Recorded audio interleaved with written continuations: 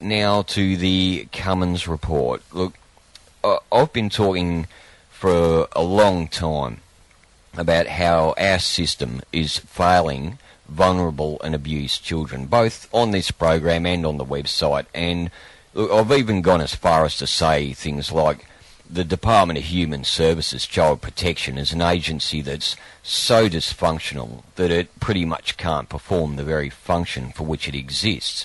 Now, some may argue that that's not a fair comment, and some might be entitled to that argument, but at the end of the day, it's probably fair to say that for a long time we, as a whole society, have been failing to protect society's most vulnerable, the abused children.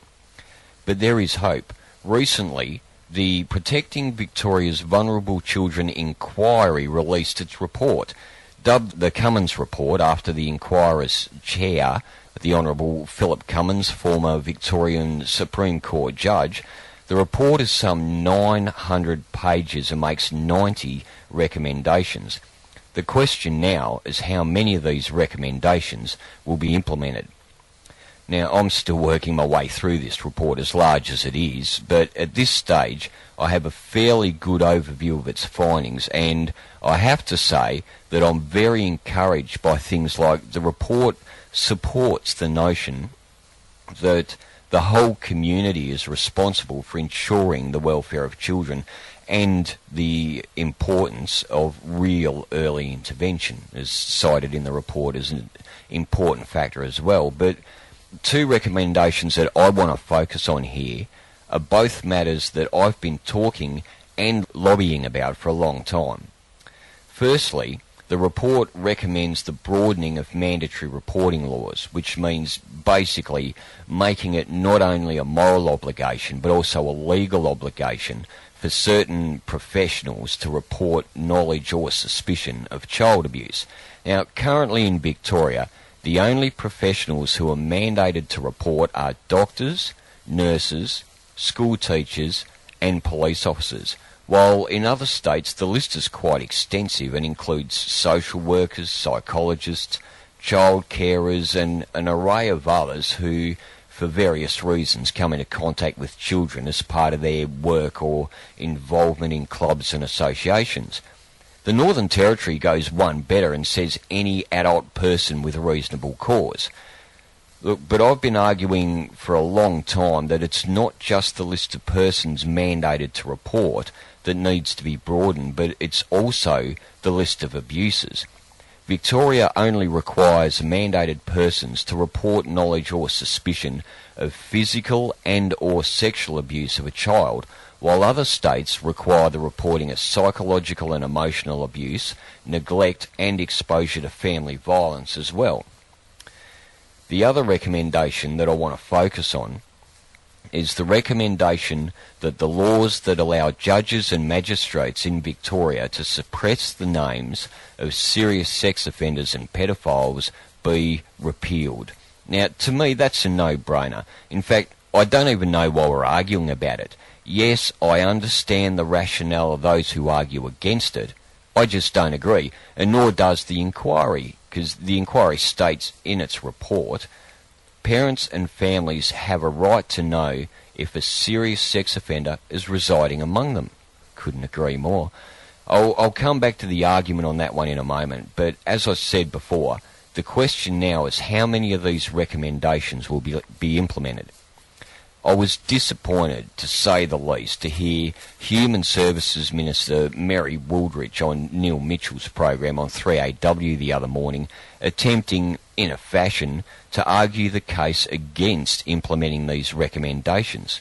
Firstly, on mandatory reporting, her main point was that broadening the mandatory reporting laws would result in an increase in the number of reports being made to the child protection system.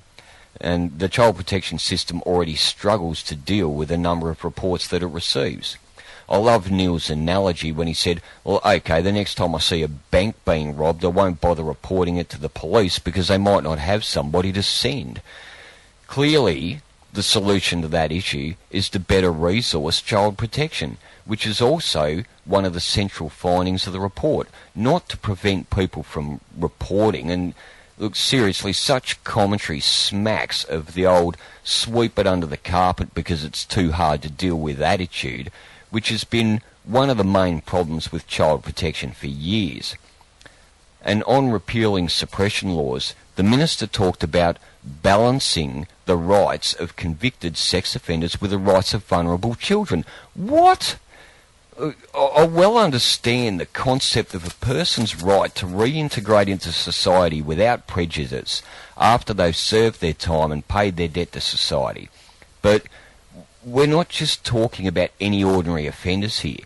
There is no balancing of rights to be done here. The situation we have here is one where the rights of children and families are in competition with the rights of convicted sex offenders. And in my view, if that's the contest, then the rights of children are going to win every time. And I'm in some pretty esteemed company when you think about it in that view, including the Honourable Philip Cummins. Look, I only hope that the Victorian Parliament as a whole takes a different view to Minister Wooldridge on these matters.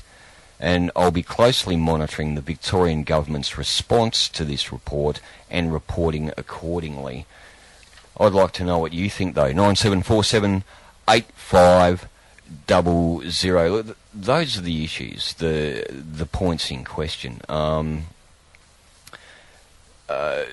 Broadening of mandatory reporting, that's fairly simple. You just make it law that more professionals have to report. Like psychologists, at the moment in Victoria, psychologists aren't mandated to report if they are aware of child abuse. Neither are childcare workers. Now, many of these people will, just out of conscience, report their concerns to child protection, but they're not mandated to report. And I'm aware of professionals who won't report to human services because it doesn't fall within the mandate.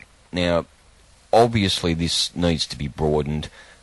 Psychologists, social workers, child carers, any people who run sporting clubs and things like that, anyone who is even remotely connected with or works with children should be mandated to report. As I said, the Northern Territory goes one better and says any adult person with reasonable cause. But on the subject of repealing the laws that suppress the names of convicted serious sex offenders and pedophiles, Western Australia is looking at putting together a public sex offenders register. They've already done that in the United States. These arguments about, if we make their names public, there'll be lynch mobs in the streets going after them. Where is the evidence to support these arguments? Because that certainly hasn't been the experience in the United States. And the report covers that anyway. It says, as along with naming and shaming these offenders, along with making their names public knowledge, you also enforce laws that make it very illegal to use that information to harass, intimidate or attack these people.